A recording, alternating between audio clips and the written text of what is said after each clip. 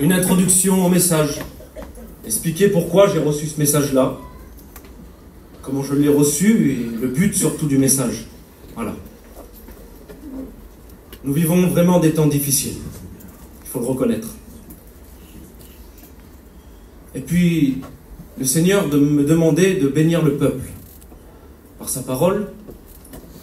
Je pense qu'il n'est pas temps ce matin de passer avec un bâton dans les rangs. Et il fallait bien s'appuyer sur quelque chose, un départ. Il y a des gens qui sont ici, qui viennent le dimanche matin avec un besoin dans leur cœur. Il faut tout mettre en œuvre quand on est un serviteur de Dieu pour répondre au peuple. Et puis je le comprends. Et puis peut-être qu'il y en a qui sont ici et qui sont à demi-mort. Nous vivons des temps difficiles. Et puis le Seigneur me montrait une histoire dans Luc 10 par rapport au bon samaritain. Le bon samaritain est passé et puis écoutez, il a appliqué sur sa plaie de l'huile et du vin. Mais c'est pas logique. Un malade, on applique prioritairement le vin pour désinfecter. Et ensuite seulement on passe de l'huile par-dessus. Mais le Seigneur me faisait comprendre ça ce matin. Il me disait, Tyson, moi je ne fais pas comme ça. Ce matin, je fais autrement. Ce matin, je veux appliquer de l'huile prioritairement. Parce que si j'applique du vin prioritairement en premier, déjà qu'il y en a qui souffrent, le vin va piquer et va faire encore plus mal. Mais ce qu'il faut prioritairement, c'est l'huile. Et le vin, on verra après. Vous comprenez ça? Amen. Et puis moi, je sais que je ne suis pas à la hauteur, je sais qui je suis, les frères. Mais ce qui rassure mon cœur aussi ce matin, c'est que lui voit tout. Et qu'il connaît tout. Je vois beaucoup de monde devant moi, et je ne connais pas les besoins dans les cœurs. Et puis écoutez, il y a un verset de la parole de Dieu qui est merveilleux. C'est au Cantique des Cantiques, chapitre 2 et verset 3. Il dit, comme un pommier au milieu de la forêt, il dit, tel est mon bien-aimé. Mais pour ceux qui connaissent un peu les arbres, ils sauront qu'un pommier, jamais on le trouvera au milieu d'une forêt, les frères. Un pommier, ça pousse le long des routes sauvages, le long des haies. Jamais vous trouverez un pommier au milieu d'une forêt. Qu'est-ce que ça veut dire quoi? Eh bien, c'est le message que Dieu veut dire. En disant, tu sais, dans les endroits improbables où tu penses que moi, j'y suis pas, j'y suis. Et c'est que tu penses qu'il n'a pas été vu. Ou si tu penses, toi, écoute, être comme cet arbre au milieu de la forêt que personne ne t'a vu. Lui, ce matin, t'a vu. Amen.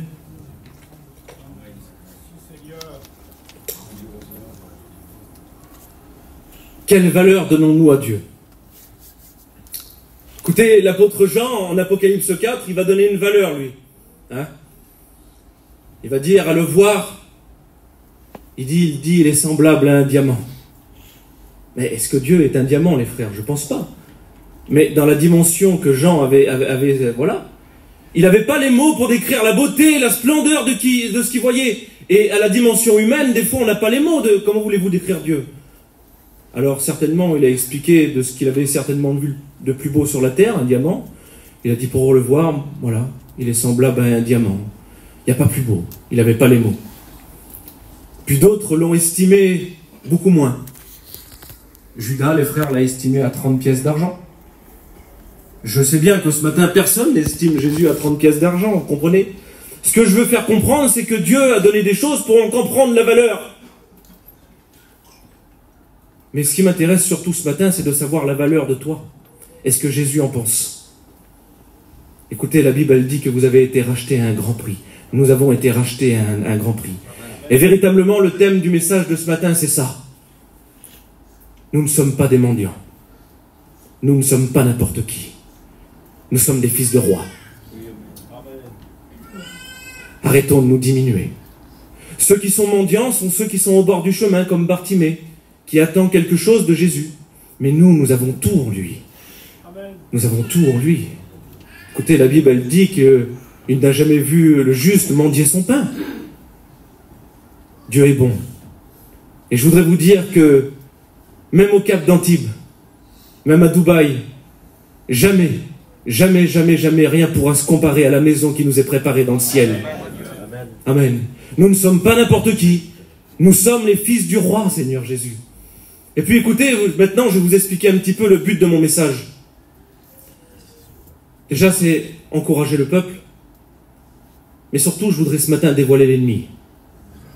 Expliquer, pas toutes, mais l'une des facettes de l'ennemi qui se sert justement dans nos vies pour nous faire du mal. Qui nous diminue, bien souvent. Et puis, écoutez, j'ai reçu ce message-là, c'était particulier. Je lisais le soir, et Dieu m'a parlé. Les frères, je ne sais pas si Dieu m'a déjà parlé véritablement comme ça, je le dis. Et puis écoutez ce que Dieu m'a dit. Il m'a dit, mon fils, il dit, tu es grand. Imaginez-vous comment je me suis senti quand j'ai écouté ces mots-là, les frères. Déjà, je sais qui je suis ne suis pas à la hauteur. Quand Dieu parle, on se sent vraiment tout petit. Je ne comprenais pas. Je dis, Seigneur, tu ne peux pas me dire ces mots-là, je ne les acceptais pas. Je ne me sentais pas comme il disait le Seigneur. Et puis il me redisait, mon fils, tu es grand. Alléluia. Puis ça me faisait du mal, les frères, parce que j'avais cette crainte en même temps dans mon cœur. Véritablement, Dieu était en train de me parler. Je me sentais vraiment tout petit. Puis il m'a dit ça, écoutez. Il m'a dit, mon fils, tu es grand parce que je suis ton Dieu. Amen. Amen. Sans Dieu, nous ne sommes rien. Mais avec Dieu, nous sommes beaucoup. Amen. Nous sommes les fils d'un roi. Amen. C'est beau, Seigneur.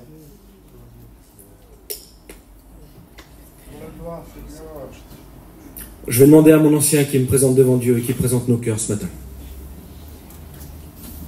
Toute la gloire, Seigneur, parce que tu es Dieu. Gloire à ton nom.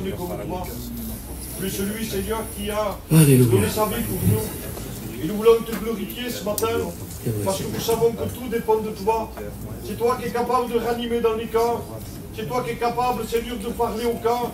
C'est toi qui es capable, Seigneur, de donner le mot à ton serviteur.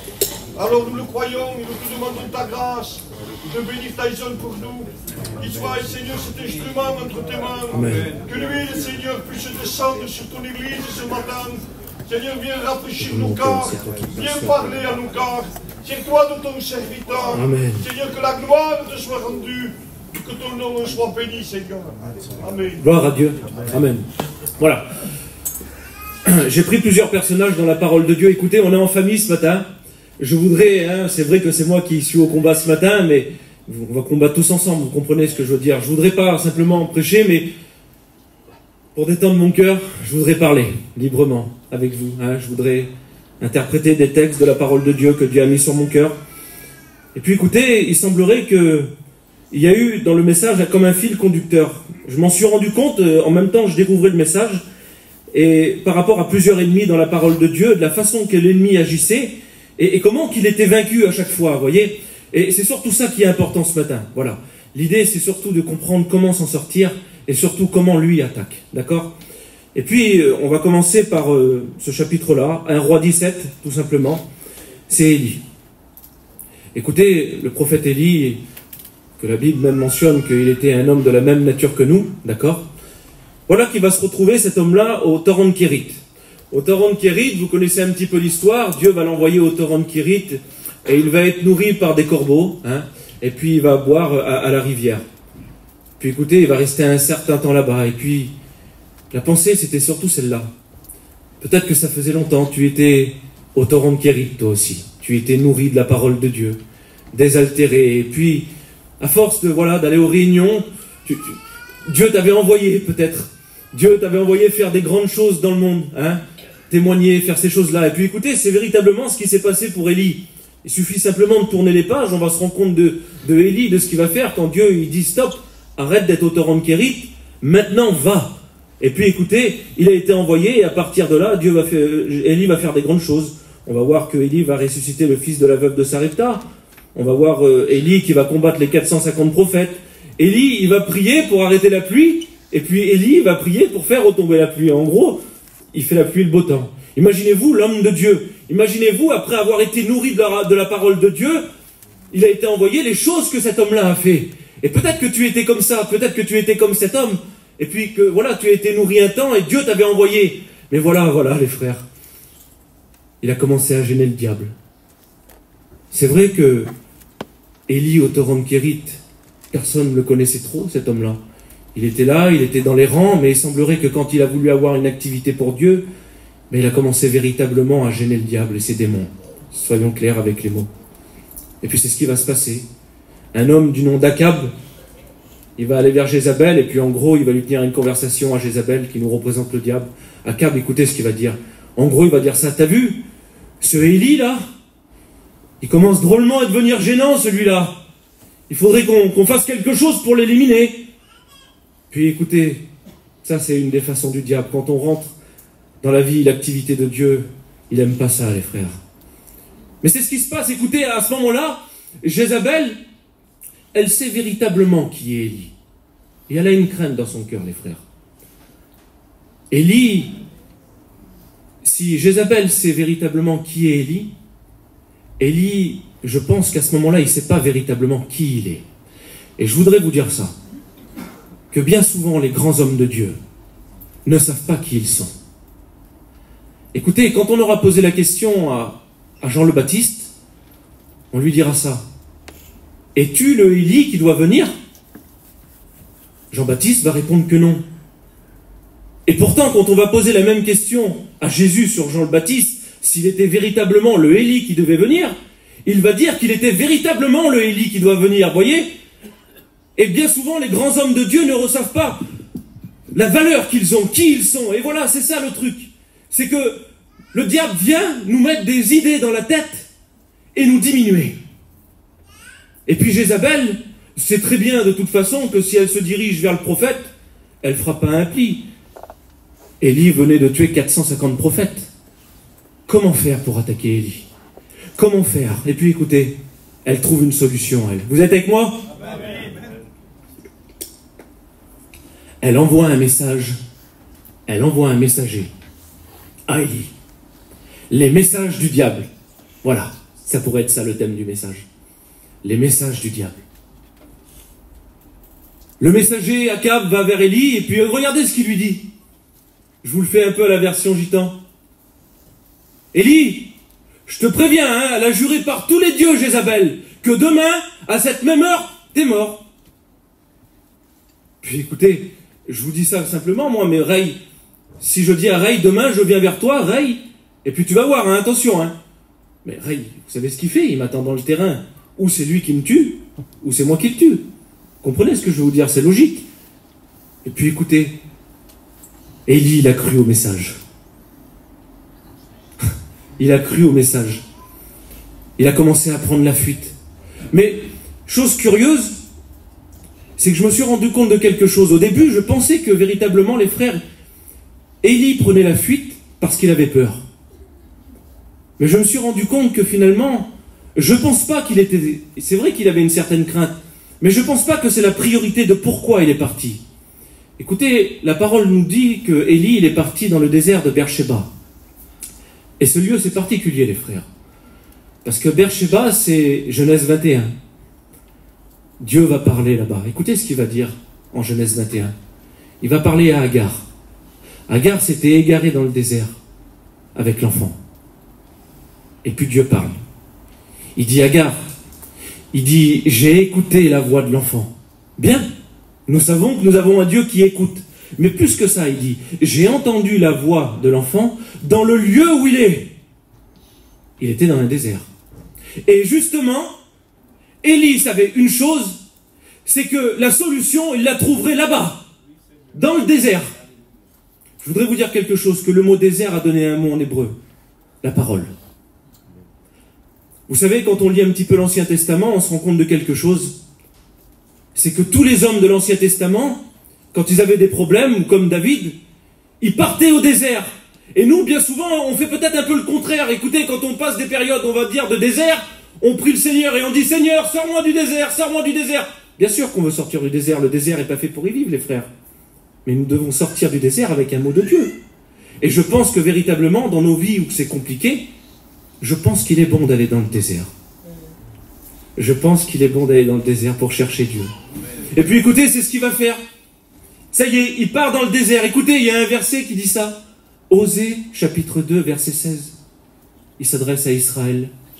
Il dit, voici. Il dit, je la séduirai.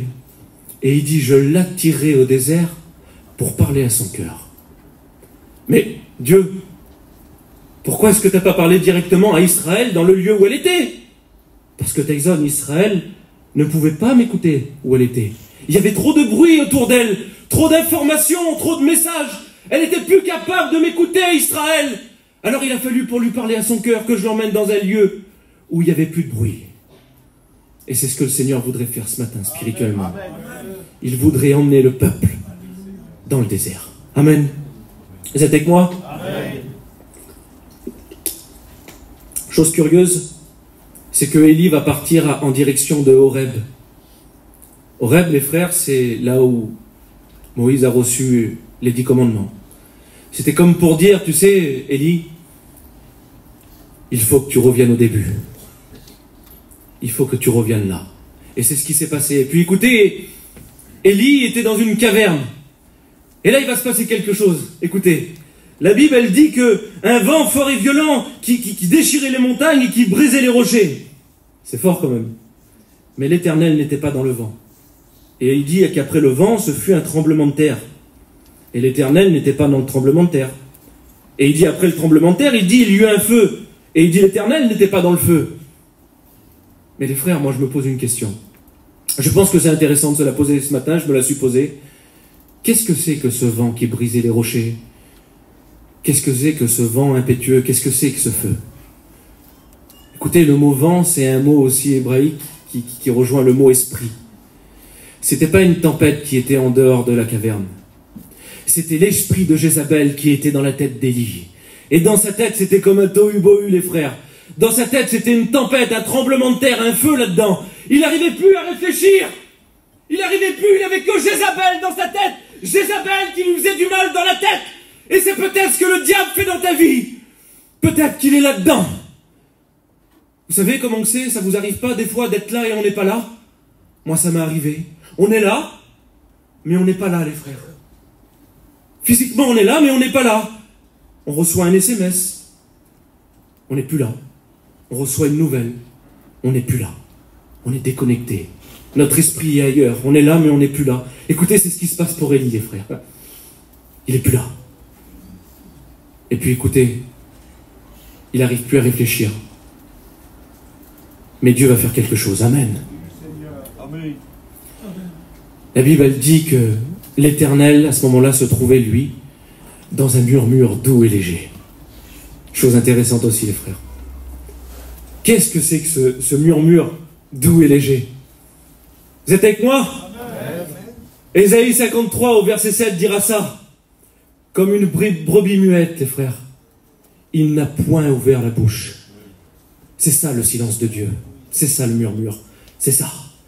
C'est comme si que Dieu était en train de dire à Élie, Élie, Jézabel n'est qu'un serpent qui n'a plus de tête parce que je lui ai écrasé la tête. Et c'était ce qu'il voulait rappeler à Élie là-bas quand il était dans la caverne, quand il écoutait ces bruits, il était en train de dire, Jézabel n'est qu'un serpent mais qui ne vit plus. Elle bouge, elle a essayé de t'effrayer, c'est tout. Alléluia. Mais elle ne peut plus rien contre toi. Amen. C'était véritablement ce qui s'était passé. Je bénis Dieu. Amen. Amen. Amen. Écoutez, c'est extraordinaire. Parce que si la voix de l'Éternel est aussi un murmure, doux et léger, la voix de l'Éternel peut aussi se montrer très puissante. Écoutez, au psaume 29, il dira ça. Il dit que la voix de l'Éternel, elle est puissante. Que la voix de l'Éternel est majestueuse. Il dira même que la voix de l'Éternel, elle brise les cèdres, ce qui est haut, ce qui est pourtant indestructible. Elle dit que la voix de l'Éternel, les frères, elle fait bondir la montagne de l'Hermon. La montagne toujours significative du problème. C'est comme si que Dieu, quand il élève la voix et qu'il dit au problème, va-t'en! C'est un peu ça l'idée. Écoutez, la Bible, elle dit que la voix de l'Éternel, elle fait bondir les veaux. Et quand les veaux ils bondissent, ça veut dire quoi? Ça veut dire qu'ils sont effrayés. C'est comme si que Dieu disait, tu vois ce qui t'effraie? Je crie et c'est moi qui l'effraie maintenant. Véritablement. La voix de l'Éternel, écoutez, elle dit ça. Qu'elle fait enfanter les biches. C'est elle qui produit les nouvelles naissances, les frères. C'est pas nous. La voix de l'Éternel, c'est elle qui a toutes les solutions. Amen. C'est la parole de Dieu. Amen. Dans un murmure doux et léger. Vous savez, si je crie après Ray, je le prends toujours en exemple, c'est parce que je suis loin, les frères. Mais si je m'approche à côté de Ray et que je murmure, c'est que je suis tout proche. Et le murmure doux et léger d'Élie, c'était ça, les frères. C'est comme si que Dieu disait, Élie, je suis tout juste à côté de toi. Puis des fois, il y a là-dedans qui nous fait oublier qu'il est juste à côté de nous. Voilà. C'est ça le truc. Le doute. L'arme numéro 1 du diable. Il a commencé au jardin avec ça. Et il finira en Apocalypse avec le doute. L'arme préférée du diable, les frères. Le doute. Mais au nom de Jésus, ce matin, il est dévoilé. Amen. Amen. Naturellement, après avoir écouté ces mots, il dira ça à Élie. Une voix se fit entendre par ses paroles. Et Dieu lui dit, que fais-tu ici, Élie? Comme pour dire, ça y est, c'est bon, c'est fini, stop, c'est vaincu. Il continue, il dit ça, va maintenant. Il dit, reprends le chemin par le désert par lequel tu es venu. Et ce matin, l'Éternel voudrait te dire ça. Va, reprends le chemin. Va, continue. Amen. Que ton nom soit béni. C'est particulier, cette façon de faire. Écoutez, j'ai découvert le message en même temps, presque je vous le prêche. Marc 7, une journée un peu spéciale. Les disciples sont là. Un homme qui est sourd et qui est muet. Et puis les disciples sont là, et puis ils veulent faire un peu leur réunion à eux. Ils essaient d'imposer les mains. Mais ça ne marche pas. Ils voient Jésus arriver. Ils courent après Jésus. Jésus, viens, impose-lui les mains, direct. Puis Jésus, vous savez que Jésus a ses propres réunions, qu'elles ne sont pas toujours organisées comme nous on veut. Ce jour-là, il va bien faire comprendre ça aux disciples. Quand il va s'approcher de cet homme, vous savez ce qu'il va faire? Vous le lirez dans Marc 7, au verset 34. Il dit, il va le prendre par la main, et il dit qu'il va l'emmener loin de la foule. Il avait une réunion personnelle avec Jésus. C'était comme pour dire à ce sourd et muet, trop de bruit là-bas, trop de bruit ici, trop de choses spectaculaires avec imposition des mains ou ces choses. C'est pas tout à fait comme ça qu'il faut faire. Et puis écoutez, le message est clair. Dieu voulait aussi emmener cet homme avec lui dans un lieu désert, comme pour parler à son cœur. Écoutez, cet homme-là était perdu, il savait plus, il écoutait lui, il fallait faire de telle façon, il était perdu, il savait plus. Il n'y avait pas de solution à son problème, cet homme. Puis c'est comme pour dire, moi je l'ai la solution. Il faut que tu fasses silence. Arrête d'écouter tous ces messages là-bas. Viens avec moi dans un lieu désert. Et puis écoutez, Jésus va le prendre et il va faire quelque chose de curieux. Il va prendre ses doigts et il va lui boucher les oreilles. Comme pour dire, tu veux m'écouter à moi? Alors fais silence. Stop au bruit. Et c'est ce que le Seigneur voudrait faire ce matin. Amen.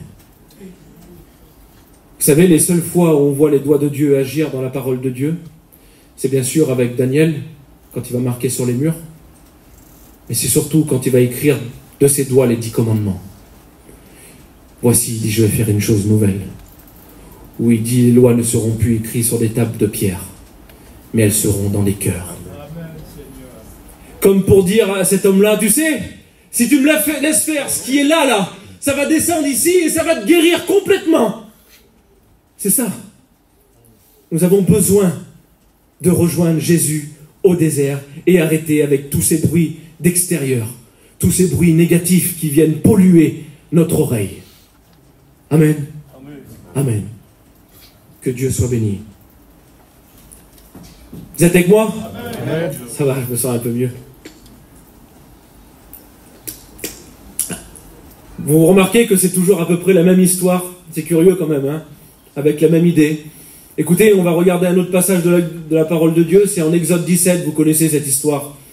C'est l'histoire où Moïse lève les bras et il va y avoir ses frères de chaque côté, Hur et Aaron, qui vont l'aider à combattre l'ennemi Amalek. Voilà. Après le premier ennemi qu'on a rencontré, Jézabel, on va s'en prendre ce matin à Amalek. Qui est cet Amalek? comment est-ce qu'il agit.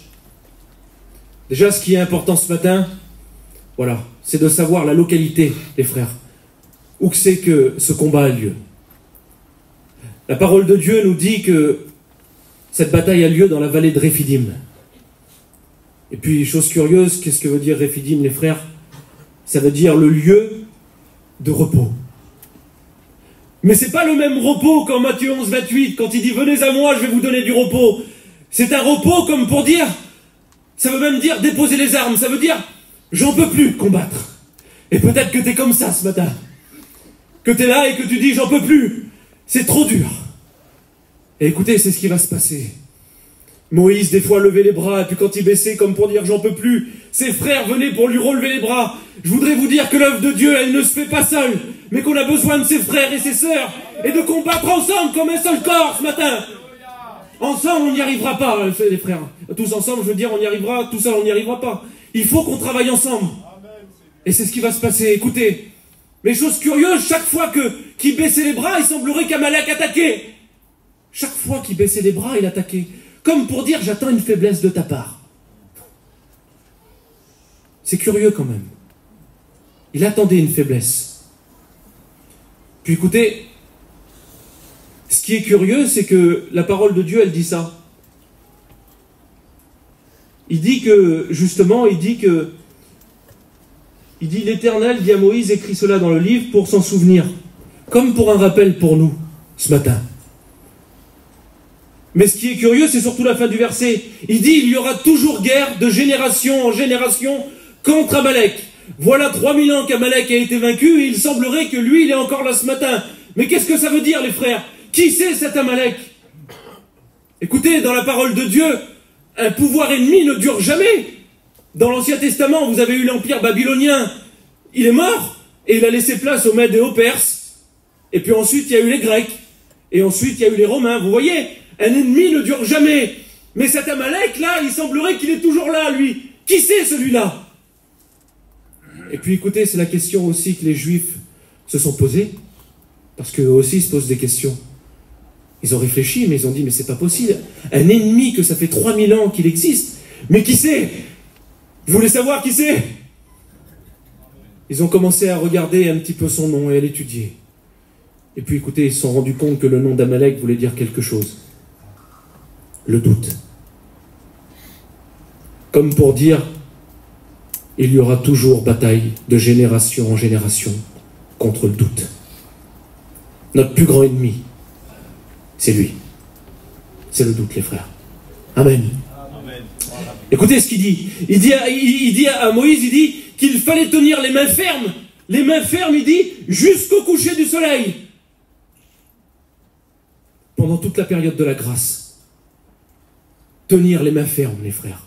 Jusqu'au coucher du soleil. Comme pour dire, après il fait nuit. Mais ça ne nous concerne plus, ça. Mais nous devons tenir ferme. Écoutez, je vais vous donner 2 versets ce matin. On les connaît, vous allez me dire, on les connaît ces versets. Mais vraiment, véritablement, elles prennent véritablement tout leur sens maintenant. Écoutez, c'est dans 1 Pierre 5,9, il dit ça. Il dit, veillez, votre adversaire le diable rôde comme un lion rugissant, cherchant qui il va dévorer. Mais il dit, résistez-lui avec une foi ferme, comme Moïse. Et ça, c'est un verset qui s'applique individuellement. C'est pas pour le voisin, c'est individuel. C'est pour nous. Par contre, il y en a un qui c'est pour l'ensemble de l'Église, celui-là. Pour le corps de l'Église. Écoutez, c'est Paul qui dit ça aux Philippiens. Il dit, demeurez fermes dans un même esprit, ensemble, combattant d'une seule âme pour la foi de l'Évangile, sans vous laisser aucunement effrayer par les adversaires, ce qui est pour eux une preuve de perdition. Comment ça? Oui. Ce qui est pour les ennemis une preuve de perdition. Mais qu'est-ce que ça veut dire, Tyson? Ben, ça veut dire que pour eux, c'est perdu d'avance. Un homme qui a la foi ferme, pour l'ennemi, c'est perdu d'avance. Je voudrais vous dire quelque chose. Vous êtes avec moi? Amen. Tant que nous revêtrons les armes que le Seigneur nous a données, l'ennemi n'approchera jamais. Amen. Mais par contre, quand il nous verra baisser le genou, c'est là qu'il va venir comme une faille, parce qu'il voit qu'il y a une faiblesse, et c'est là qu'il attaque. Et c'est pour ça que je voudrais dire à l'Église de Dieu ce matin, arrêtons de nous diminuer, Arrêtons avec des phrases de dire j'y arriverai pas, parce que le diable écoute ces mots-là, et quand il les écoute, il voit une faille pour attaquer. Ce matin, demeurons fermes dans la parole de Dieu. Amen. Soyons fermes, les frères. Soyons fermes. Dieu nous a tout donné pour réussir. Dieu nous a tout donné pour réussir. Amen. Notre exemple à nous, c'est qui? C'est lui. Hein? Je voudrais vous dire quelque chose. Vous voulez savoir comment on combat l'ennemi ce matin? Ça vous intéresse de savoir? Moi, ça m'intéresse en tout cas, les frères. Matthieu 4, il est écrit. Il est écrit. Chose curieuse, les frères. Je voudrais faire une parenthèse sur cette histoire de Matthieu 4. Vous êtes avec moi? Jésus, il est bien venu comme un homme sur la terre. 100% homme, vous êtes d'accord avec moi? Dites Amen. Bon. Alors dites-moi une chose. Si Jésus, contre Satan, à la tentation en Matthieu 4, il combat comme un dieu, un demi-dieu avec des pouvoirs magiques, nous qui sommes attaqués, on pourrait dire, mais attends, ça a été facile pour toi. Tu l'as vaincu avec tes pouvoirs.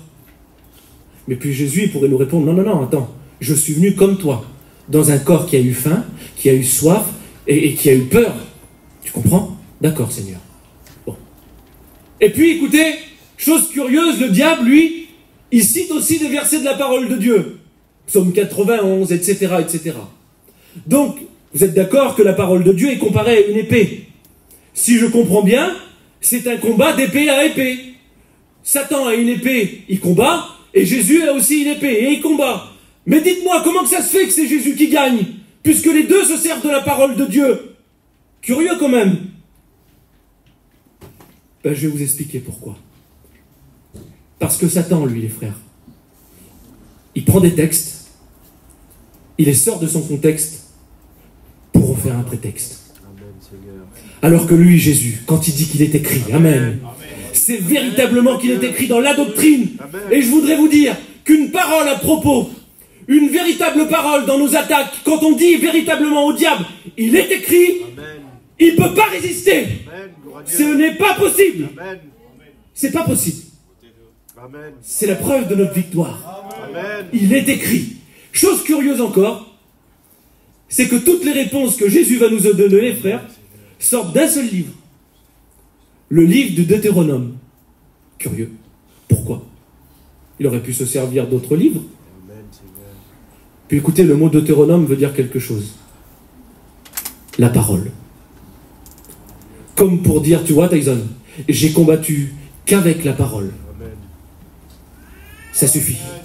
Amen. Ça suffit. Pas besoin de plus. Amen. Que Dieu soit béni. Vous êtes avec moi? Amen. Allez, on va voir un dernier ennemi. Après Jézabel, Amalek, on va s'en prendre à Baal ce matin. Juge, chapitre 6. Écoutez, je voudrais vous dire que la chronologie de la parole de Dieu n'est pas un homme qui a joué avec des cartes et qui a décidé on va mettre tous ces livres dans cet ensemble comme ça. Non, non, non, non. Tout est inspiré de Dieu. Et dans la parole de Dieu, le livre en premier que vous avez, c'est la Genèse, au commencement. Je voudrais dire qu'un jour, il y a eu un commencement dans notre vie. Le deuxième livre, c'est le livre de l'Exode. C'est la sortie d'Égypte. Comme pour dire, il y a eu un commencement dans nos vies, mais c'est moi qui t'ai sorti du monde, c'est moi qui t'ai sorti de l'Égypte. Troisième livre, le livre des Nombres. Comme c'est la marche chrétienne, ça. C'est la période pendant qu'Israël marchait dans le désert. Comme pour dire aussi, il faut que tu marches toi aussi. Livre des Lévitiques, c'est les choses pures et impures. La sanctification. Un commencement, je t'ai sorti d'Égypte, je t'ai appris à marcher, il faut que tu te sanctifies. Dernier livre, le Deutéronome, la parole. Comme pour dire, ça, indispensable. Indispensable. Tu peux avoir les 4, mais si tu n'as pas le Deutéronome à la fin, tu ne peux pas t'en sortir sans la parole de Dieu. C'est pour ça que c'est intéressant de lire la parole. Amen. Et puis, ce qui m'intéresse, pourquoi je vous dis ça, c'est parce que tout de suite après ces livres-là, il va y avoir 2 autres livres qui m'intéressent. Il y a toute une suite de livres, mais ceux-là, ils sont intéressants. Parce que c'est le livre de Josué. Et tout de suite après, c'est le livre des juges. Pourquoi je dis ça? Il a mis le livre de Josué d'un côté et le livre des juges juste à côté. Et quand vous lisez le livre de Josué, vous remarquez que c'est un livre de victoire. On voit toujours Israël remporter les victoires dans ce livre-là. Par contre, quand vous regardez le livre des juges, c'est toujours de la défaite, une chute. Comprenez? C'est comme si que Dieu disait, tu vois, Tyson, si tu veux remporter les victoires, il faut faire comme dans Josué. Par contre, si tu as un genou à terre et que tu chutes, c'est là, dans les juges. Et puis écoutez, c'est ce qui va se passer. Dans le livre des juges, on voit justement une période de peut-être entre 2 et 300 ans. Voilà, le livre des juges, à peu près une date entre 2 et 300 ans. Et on voit toujours Israël, c'est une période très sombre de l'histoire.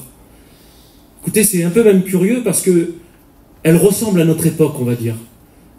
C'est vrai, les frères.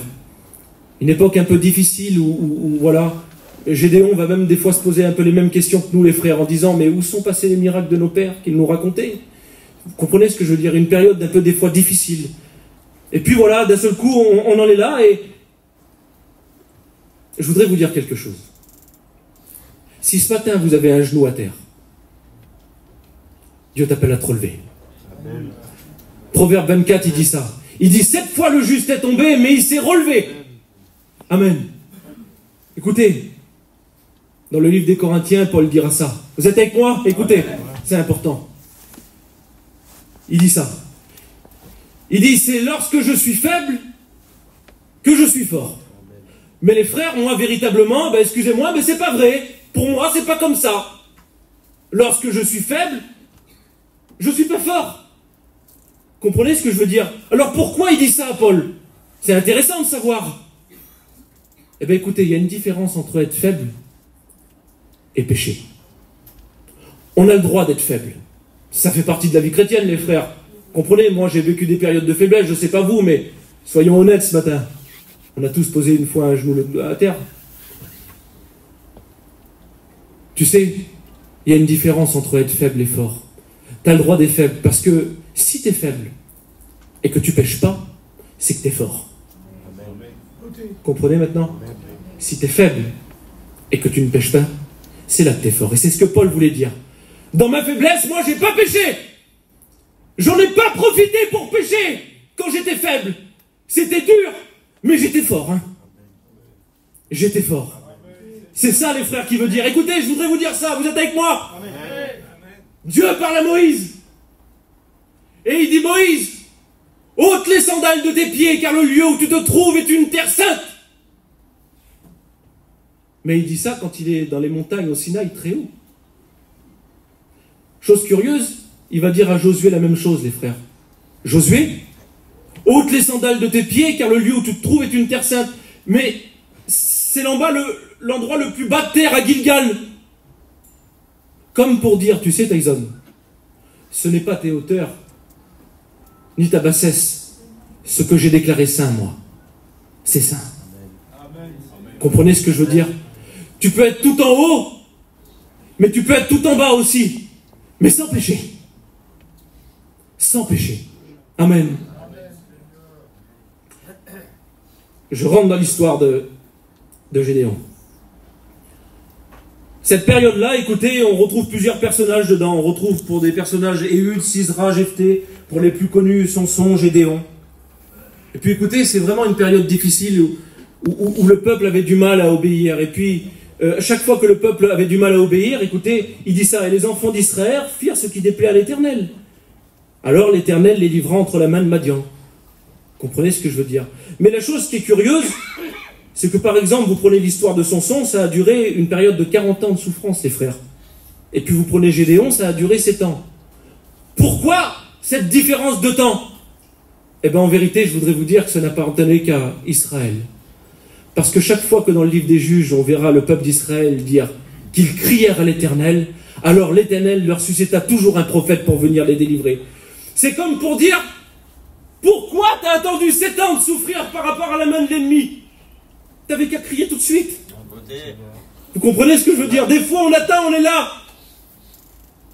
Pourquoi t'as perdu du temps à ce que l'ennemi te fasse si mal pendant si longtemps? Pourquoi des fois? Et c'est la leçon véritablement du livre des Juges, c'est ce que Dieu voulait faire comprendre à Israël. Alors écoutez, c'est ce qui va se passer, c'est extraordinaire, écoutez ça. Il dit que Israël fut très très malheureux dans une version, imaginez-vous l'état spirituel du peuple. Peut-être que tu es comme ça, c'est possible. Et puis il dit, il fut très malheureux à cause de la main de Madian. Mais chose que les enfants d'Israël vont faire maintenant, au bout de 7 ans, il va dire ça. Et les enfants d'Israël crièrent à l'Éternel.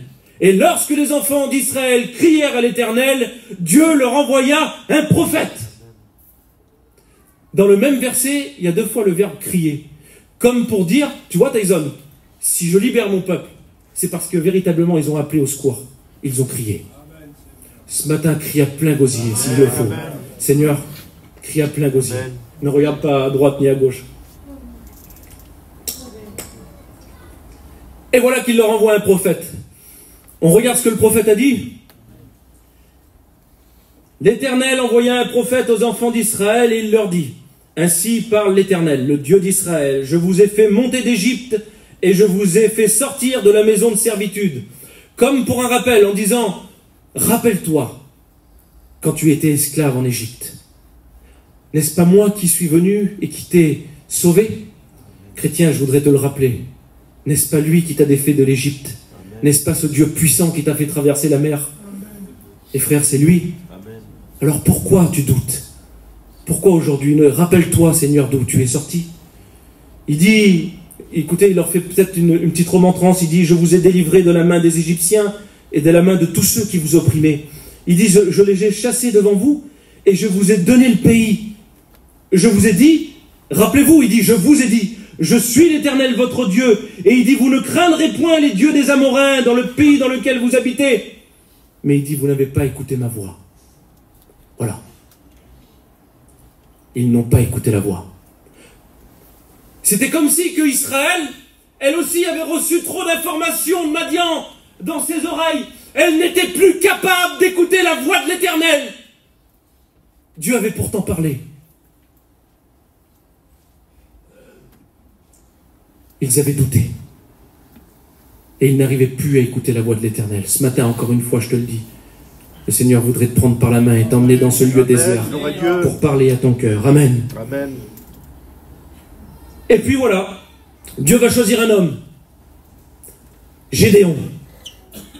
On va dire que c'est celui qui... Il avait peut-être sa petite vie cachée, lui, pendant qu'il y avait une période difficile. Il avait sa vie secrète en Dieu. Oui, parce que la Bible, elle dit ça. Elle dit, il battait du froment dans un pressoir. Et puis, chose curieuse, pour ceux qui connaissent un petit peu, moi j'ai regardé sur YouTube, je ne connaissais pas ce que c'était. Mais le froment, les frères, c'est une graine avec la paille. Et on tape dessus, et la graine, elle sort de la paille, et après on la prend, et avec le vent, on fait ça, la paille, elle s'en va, il reste que la graine.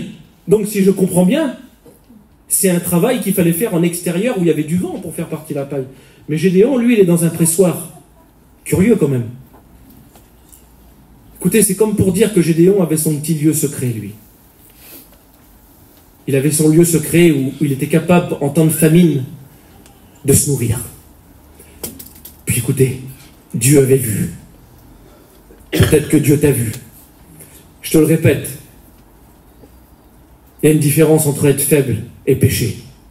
Et Gédéon était faible, mais il ne péchait pas. Et puis il avait, dans sa période difficile, écoutez, il ramassait des choses. Il ramassait des choses. Et l'Éternel l'avait vu. Et l'Éternel lui apparaît. Et il dit quoi? Il dit, l'ange de l'Éternel lui apparut. Il lui dit, l'Éternel est avec toi, vaillant héros. Ah, vaillant héros, lui. Puis écoutez, une version plus littérale, dans le texte, il va dire ça. Gédéon, Gibor Haïl, ça veut dire quoi? Ça suggère 2 choses, les frères. Soit la richesse, soit la puissance. Mais quand on fait l'histoire et qu'on regarde la période de Gédéon, les frères, excusez-moi, mais ils étaient dévorés par l'ennemi, ils leur laissaient rien, ils laissent l'ennemi. Donc Gédéon était loin d'être un homme riche, et Gédéon était loin d'être un homme puissant. Alors pourquoi l'Éternel lui dit ces mots? Écoutez, c'était des paroles prophétiques. C'est comme si que l'Éternel disait à Gédéon, Gédéon, si tu acceptes la mission que j'ai pour toi, alors tu deviendras riche, mais de moi. Et tu deviendras puissant, mais de ma main. Et c'est ce que l'Éternel voudrait te dire, même si ce matin tu n'y crois pas trop, que tu ne crois pas trop en toi, parce que tu as des doutes, Tu te dis, mais je ne suis rien. Écoute, c'est ce que Gédéon disait. Il dit, je suis le plus petit de ma famille. C'était la tribu de Manassé. Il dit, je suis insignifiant, moi. Mais pas pour l'Éternel. Amen, gloire à Dieu. Amen. Que ton nom soit béni. Vous êtes avec moi? Amen, gloire à Dieu. Alors écoutez, je voudrais vous dire quelque chose qui est merveilleux. Dieu va lui donner une mission à faire, les frères. Mais Gédéon doute un peu de lui. Voilà. De toute façon, écoutez, le livre des juges, c'est au 6e chapitre. Et curieusement, c'est le 6e juge d'Israël. Et le chiffre 6 représente l'incapacité de l'homme. Donc, Gédéon nous correspond dans un sens. Vous comprenez ce que je veux dire? Il ressentait les mêmes sentiments que nous. Qu'on n'était pas utile dans l'œuvre de Dieu. Mais Dieu était en train de lui prouver le contraire. Et il va lui faire une expérience. Il va lui dire, voilà Gédéon, écoute bien ce que je vais te dire, écoute bien. Il dit, voici, tu vas descendre dans le camp de Madian, dans le camp de l'ennemi. Peuple de Dieu, je voudrais vous dire ce matin quelque chose d'un peu bizarre, mais véritable, parce que c'est écrit. Il est bon, des fois, descendre dans le camp de l'ennemi, de savoir ce que les démons pensent de nous.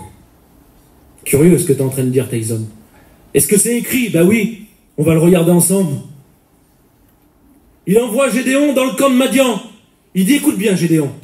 Il dit, je vais t'envoyer dans le camp de Madian. Il dit, quand tu vas y aller, tu vas écouter 2 hommes parler. Et il dit, après avoir écouté ce que tu vas écouter, il dit, tu verras, il dit, tes mains, il dit, seront fortifiées. Alléluia. Curieux quand même, les frères. Mais il avait peur, alors il dit, vas-y avec quelqu'un, il dit, vous irez à 2. Et puis écoutez, petite mission commando, Gédéon descend et puis il va dans le camp de l'ennemi avec ses faibles moyens et sa peur, mais il écoute l'Éternel. Que tu puisses écouter l'Éternel ce matin. Et puis quand il est dans le camp de l'ennemi, voici qu'il s'approche d'une cabane, d'une tente. 2 hommes sont à l'intérieur en train de parler. Vous voulez savoir ce qu'ils disent? Un homme a fait un rêve. Et il dit, voici. Il dit, j'ai fait un rêve. Il dit, j'ai vu un gâteau de pain d'orge. Il dit qu'il roulait dans tout le camp. Et il dit, il renversait tout sans dessus-dessous. Et son copain, il le regarde, il dit ça, il dit, ce n'est rien d'autre que l'épée de Gédéon. Alléluia. Quand il a écouté ça, il dit, ses mains furent fortifiées. En voulant dire, mais c'est pas possible ce que les démons pensent de moi. Moi, je me vois si petit. Et eux me voient si grand. C'est pas possible. Voilà le sentiment qu'il avait compris, Gédéon. Qu'il n'était pas n'importe qui.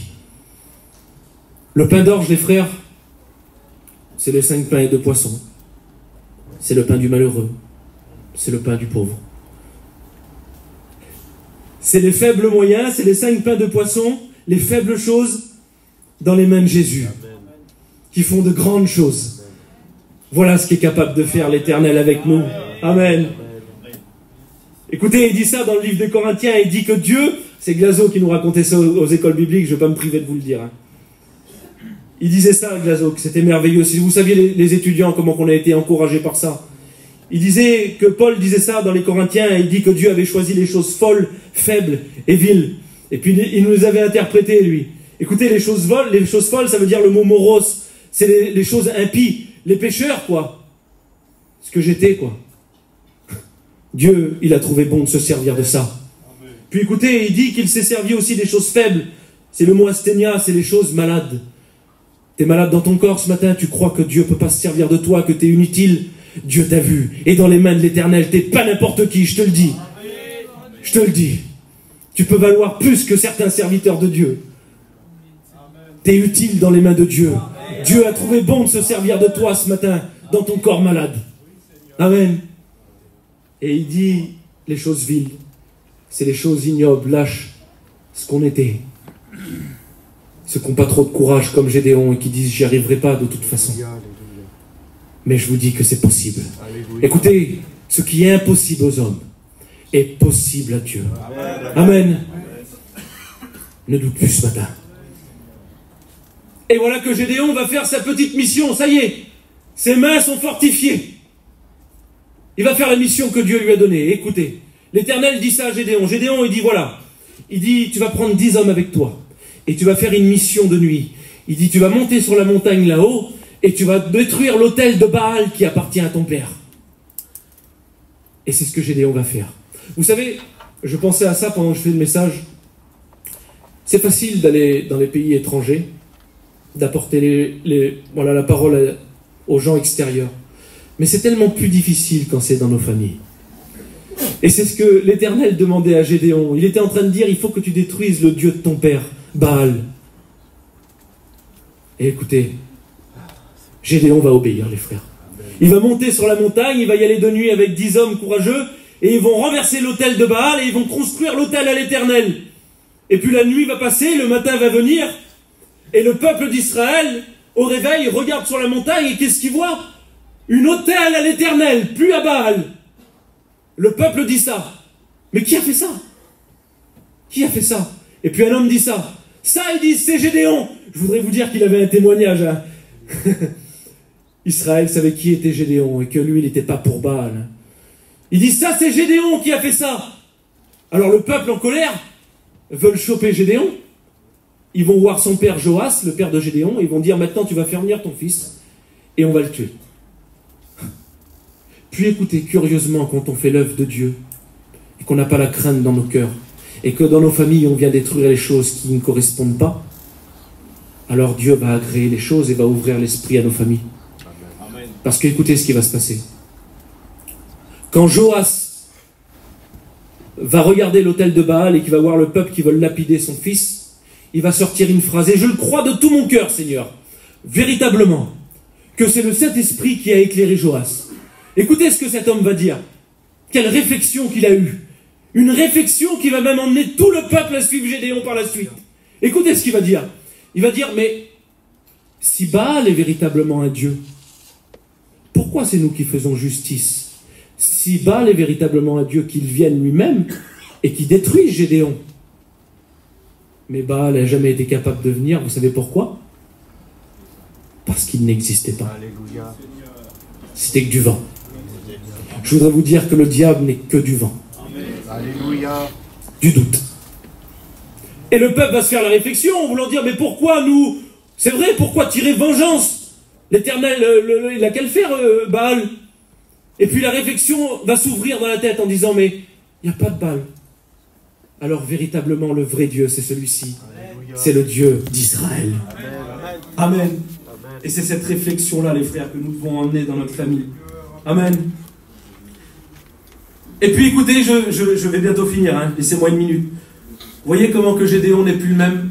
Au début, c'était un homme qui était caché dans un pressoir, et à la fin, on le retrouve en train de sonner de la trompette sur le haut d'une montagne, comme pour s'afficher. Je voudrais te dire ce matin, si tu suis les choses de Dieu un peu en cachette, affiche-toi. Montre-toi maintenant. Amen. Et c'est la chose qui va se passer. Et puis écoutez, à partir de ce moment-là, la Bible elle dit qu'il va envoyer des messagers dans tout le pays de Zabulon, de Naphtali, de Manassé, de Aser. Il envoie un message. Mais je me suis posé la question, moi les frères. Qu'est-ce que c'était que ce message que Gédéon avait envoyé à toutes ces tribus? C'est intéressant de savoir. Et puis écoutez, en recherchant un petit peu dans la parole de Dieu, j'ai découvert des choses intéressantes. Je me suis rendu compte que le mot Zabulon voulait dire demeure, habitation. Que le mot Nephtali voulait dire mon combat. Que le mot Manassé voulait dire qui oublie. Et que le mot Aser voulait dire heureux. C'était comme un message codé de la part de l'Éternel. C'est comme si l'Éternel, vous savez ce qu'il a dit? C'est comme si qu'il disait, j'ai quitté ma demeure, mon habitation, pour venir combattre pour ceux qui ont oublié d'être heureux. Et c'est le message que l'Éternel voudrait te dire ce matin. J'ai combattu pour toi, Église de Dieu, pour que tu sois heureux. Nous ne sommes pas des mendiants. Il dit, j'ai donné ma vie pour mes brebis, mais pour qu'elle l'ait en abondance. Une abondance de vie. Nous ne sommes pas pauvres. Nous sommes les fils de roi. Seigneur, arrêtons de douter. Alléluia, gloire à Dieu. Alléluia, gloire à Dieu. Amen. Alléluia, gloire à Dieu. Je finis avec une histoire. Après avoir coupé la tête à Jézabel ce matin, à Amalek et Baal, on va s'apprendre au diable. Écoutez ça. Et je ferme la parole de Dieu. Vous savez, dans la parole de Dieu, dans l'Ancien Testament, je voudrais bien me faire comprendre. Vous êtes avec moi, s'il vous plaît? Comprenez, c'est dur pour moi, d'accord? Tous Tout l'Ancien Testament est écrit au passé. Il n'y a pas de temporalité comme nous dans notre langue française. Il n'y a pas de passé, présent, futur. Tout est écrit au passé. Alors je vais vous donner l'exemple pour que ce soit clair et que vous compreniez. Ésaïe 53, dans l'Ancien Testament, c'est 700 ans avant Jésus, les frères. Ça parle de la croix. Et puis quand Ésaïe va dépeindre le portrait de la croix, qui est pourtant 700 ans avant la croix, il va parler au passé, lui. Qui a cru à ce qui nous avait été raconté? Il n'avait ni beauté ni éclat, comme si c'était déjà passé, les frères. Et puis voilà, c'est pour ça qu'on retrouve toujours un peu au passé l'histoire de l'Ancien Testament. C'est toujours au passé qui est raconté. C'est leur façon aux Juifs de raconter. Voilà, c'est comme ça. Et puis écoutez, chose curieuse, c'est que à un moment donné, il y a un passage dans l'Ancien Testament qui n'est plus écrit au passé, mais que c'est un futur. Et ça a interpellé les Juifs, ça. Ils ont dit, c'est quand même curieux, quand même. Et ce passage, je vais vous le dire, c'est en Genèse 3,12. C'est quand Dieu, si vous préférez, Adam parle avec Dieu et il dit ça. Il dit, Seigneur, il dit, la femme que tu as mis auprès de moi, il dit, m'a donné du fruit de l'arbre, et il dit, j'en ai mangé. Mais le véritable texte, le texte littéral, il dit pas comme ça. Écoutez véritablement ce qu'il dit. Il dit ça. Il dit, Seigneur, il dit, la femme que tu as mis auprès de moi m'a donné de l'arbre à manger, et j'en ai mangé, et j'en remangerai. Comme si c'était un futur, et j'en remangerai. Pourquoi? Eh bien, je vais vous le dire pourquoi. C'est comme si que Adam, il disait ça. Seigneur, tu vois, le péché que j'ai mangé là, j'ai aimé. Puis je vais être franc avec toi. Je sais que s'il se représente devant moi, je ne tiendrai pas. J'en remangerai. Comprenez ce que je veux dire? Puis écoutez, c'est merveilleux parce que 2 versets plus loin, Dieu a la solution. C'était comme pour dire à Adam, Adam, je sais que ce que tu as mangé était bon et que tu as été séduit. Et je sais que si ça se représente devant toi, t'en remangeras. Mais moi, j'ai la solution pour toi, pour que plus jamais t'en manges. Comment ça? Oui, parce que ce qui te fait mal, je vais lui écraser la tête. En Genèse 3,15, Satan ne sera qu'un serpent qui bouge mais qui n'aura plus de tête. Et je voudrais vous dire, chrétiens, ce qui nous permet à nous de ne plus manger le péché, c'est Jésus à la croix de Golgotha, parce qu'il a tout accompli pour nous. Amen. Jésus à la croix, en grec, va pousser un cri. Il va dire ça, on l'a appris aux écoles bibliques. Tétélesté. En voulant dire, c'est tout accompli, c'est payé, c'est un cri de victoire, un cri de triomphe. Nous sommes de ce cri de triomphe. Grâce à Dieu. Gloire à Dieu. Merci Seigneur. Amen. Alléluia, gloire à Dieu. Dieu a tout accompli. Amen. Pour que ce matin, tu puisses ne pas pécher. Amen. C'est ce qui nous permet de tenir dans nos vies, de dire non, ça, j'en veux pas. Amen. Pourquoi? Parce que je sais que c'est toi qui m'as donné la force de payer pour moi. Toutes nos victoires ne sont dues qu'à lui.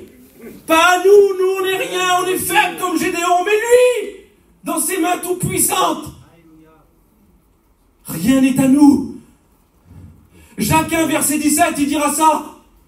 Il dit, toute grâce parfaite, tout don excellent descend là-haut. De là-haut, en voulant dire, il n'y a rien en bas. Éphésiens 2,8, il dit, la foi est un don de Dieu. Romains 5,5, il dit, l'amour est un don de Dieu. 2 Timothée 2,25, il dit, la repentance est un don de Dieu. Philippiens 2,13, il dira ça. Il dit, c'est moi qui mets en vous le vouloir et le faire. Alléluia. Nous ne sommes que dépendants de Golgotha. Amen. Il est notre triomphe. Il est notre tout. Sans lui, c'est vrai que nous ne pouvons rien, mais avec lui, nous sommes grands. Et c'est ce que Dieu m'avait fait comprendre quand il m'a parlé. Il m'a dit, mon fils, il dit, tu es grand. Mais tu es grand parce que je suis ton Dieu. L'Église de Dieu, nous ne sommes pas n'importe qui. Ce matin, soyons des vaillants héros. Où sont les vaillants héros ce matin?